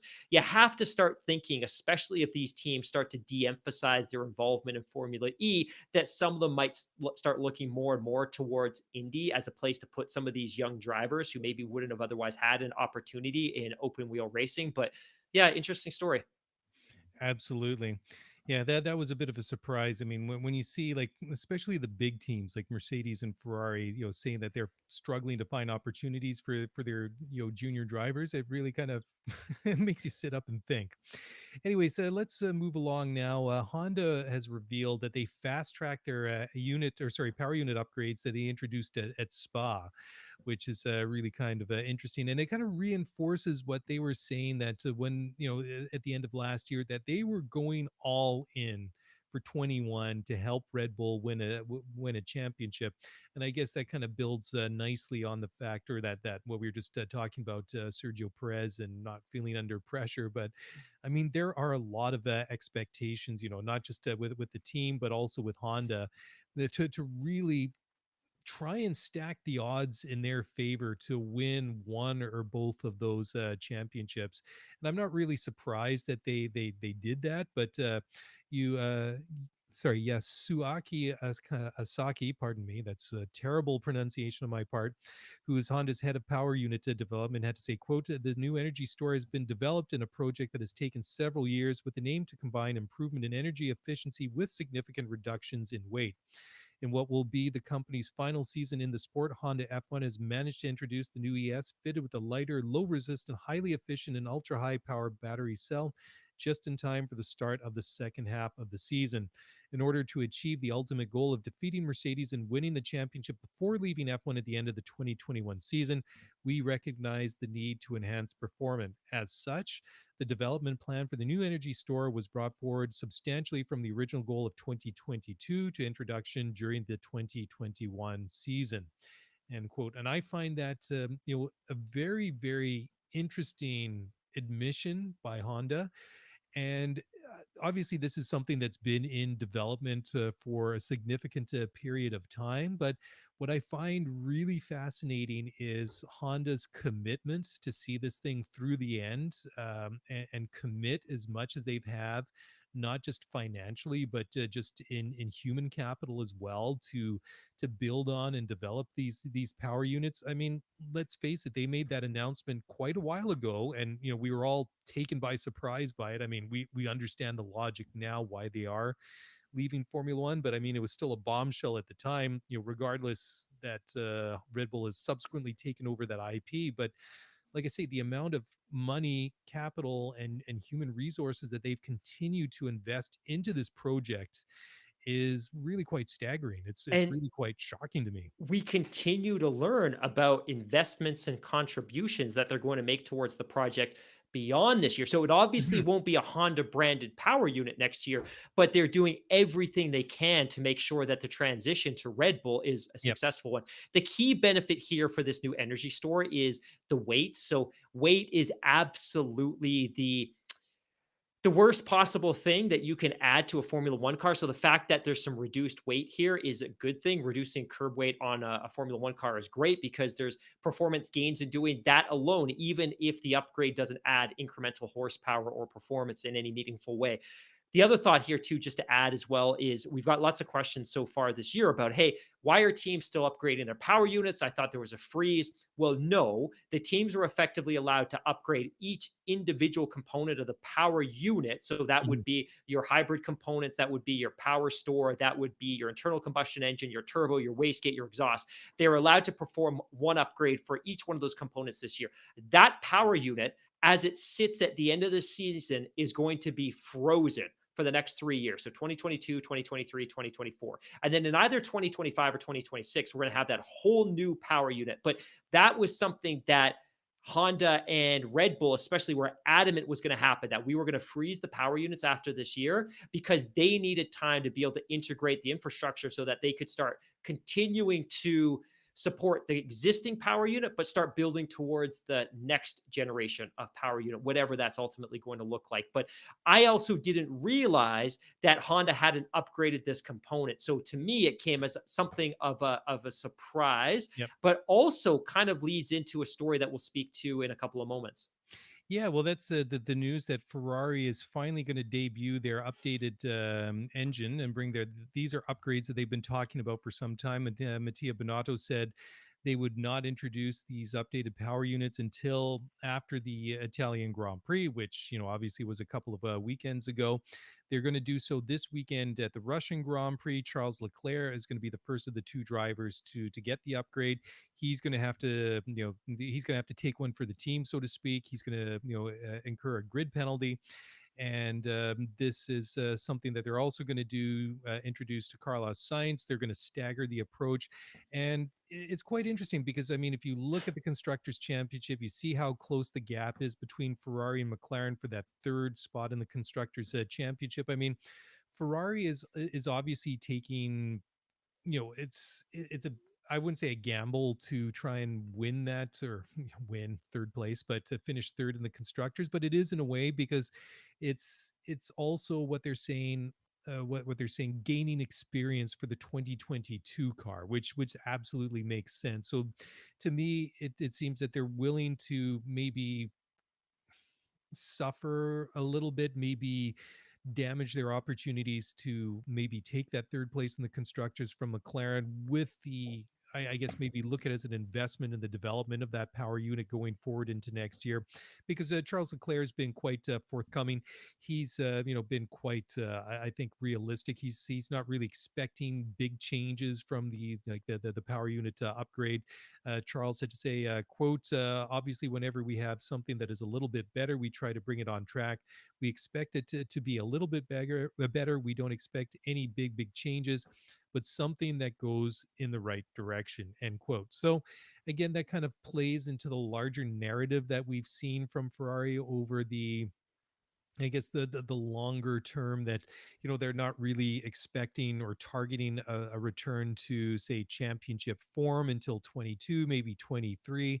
So it sounds like it's part of this measured approach and this development trajectory that they're on. But it'll still be interesting to see what Charles is able to do over the next couple of days in Russia. Absolutely.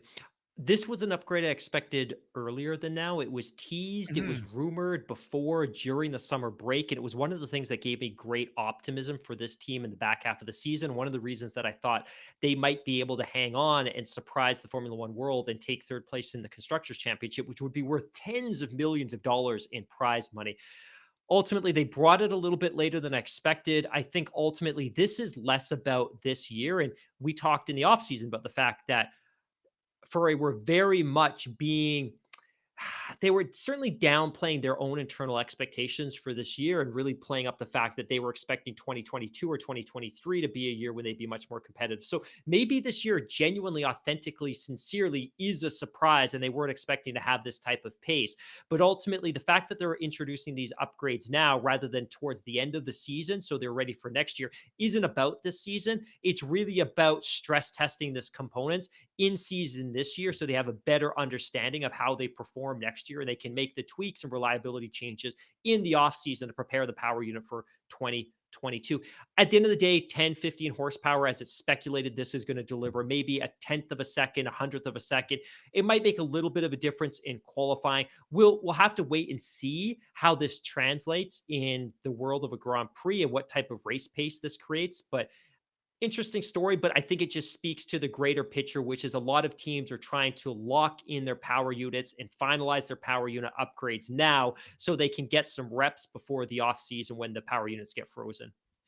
Yeah, certainly very interesting. And again, Ferrari one to watch, and interesting to see if they're maybe finally, like I say, willing to sacrifice their shot at a third place in the constructors championship before the season is up. Anyways, if you've been hanging in all this time to hear our preview and our thoughts Well, on the we're race this sorry for weekend, starters. we're sorry, and then also we have to thank you for hanging in so long. Anyways, as discussed, it is the Russian Grand Prix at the Sochi Autodrome this weekend. Free practice goes in a couple of hours here on the West Coast on Friday morning at about 1:30 a.m. So this will be the 10th Russian Grand Prix. We saw it first held in 1913 and 1914, and then not for 100 years. So those first couple of Had to races, get through the Cold nobody War. will remember. Yeah, that and communism did not help Russia's chances to host a Grand Prix, although it didn't seem to hamper Hungary for some strange reason.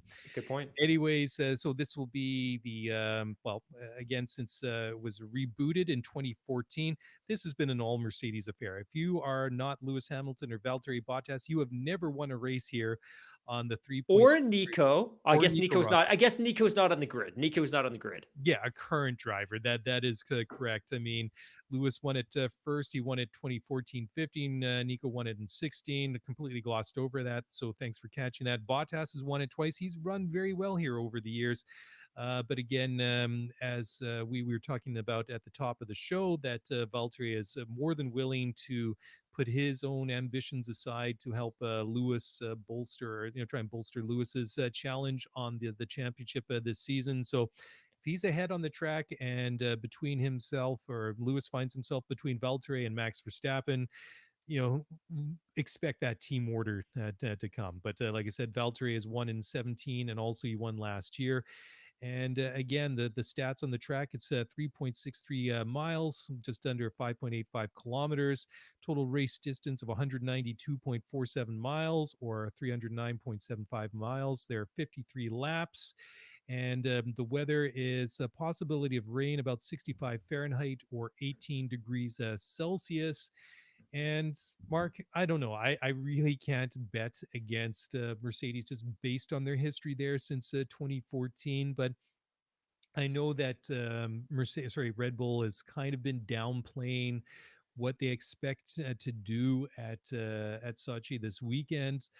And I don't know if this is sort of intentional deflection or mm, uh, you know misinformation that Red Bull is kind of putting out there to maybe put people off to a certain extent.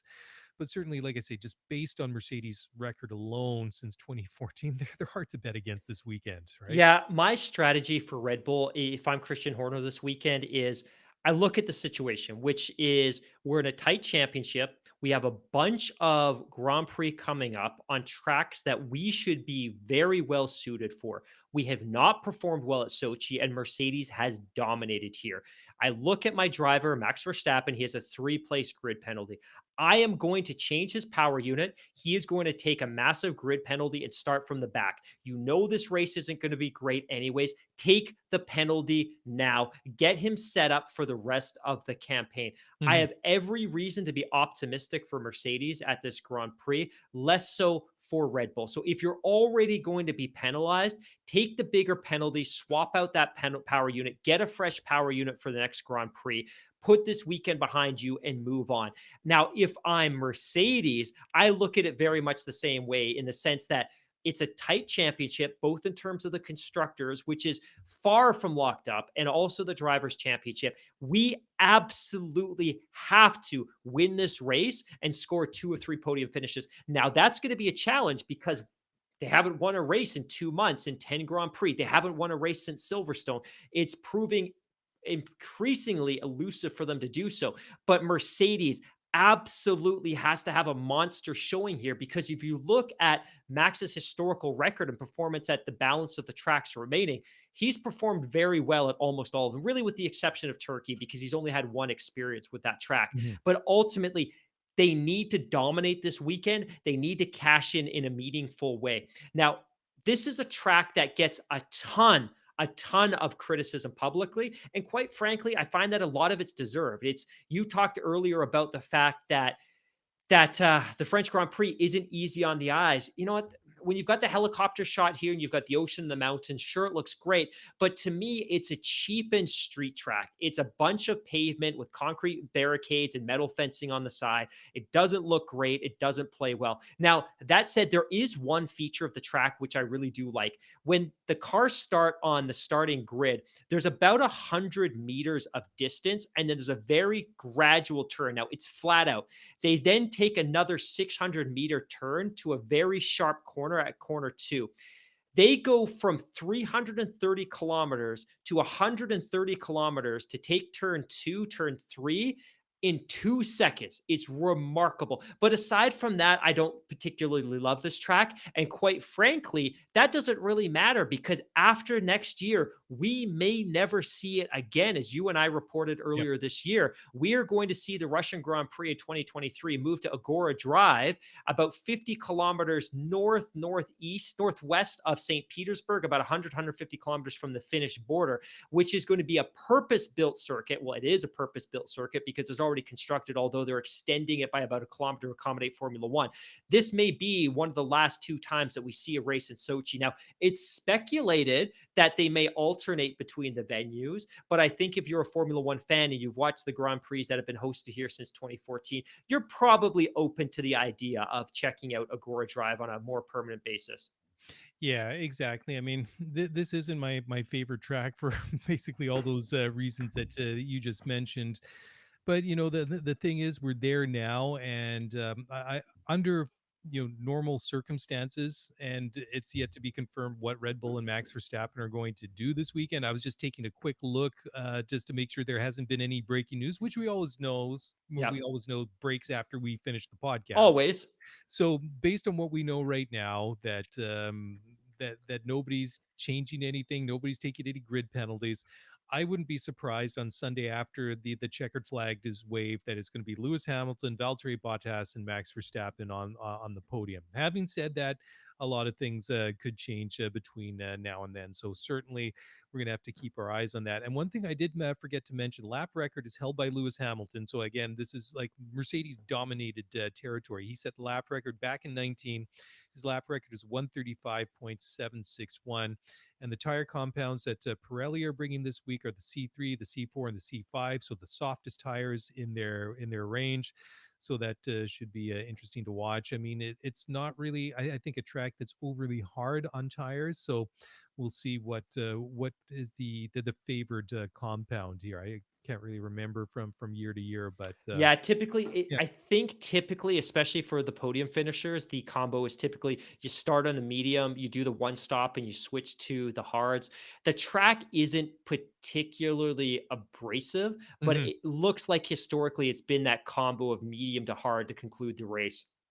Yeah, I mean, if I look at Pirelli's own rating here for abrasion on the asphalt is a 3, so they're rating that out of 5, so pretty much mid range here. Yeah. So, and for tire stress, they're rating it a 2 out of 5, so kind of on the mid to lower end of the scale. So, I mean, mediums and hards that certainly would make a lot of sense. It'll be interesting to see what happens in qualifying and who's trying to set their fastest times in Q2 on which Mhm. compound tire. So that'll certainly be one to check out. Anyways, I think that's pretty much all we got for this week. And I say that an hour and 3/4 into the after we started, so it's not like this had the feel of like a really Oh, quick and like in and out kind of show tonight. if you are still listening, and this is my normal end of podcast plea, we would really love and appreciate if you can go to your podcast of choice, if you can go to Apple Podcasts, wherever you listen to your podcast, wherever you download us,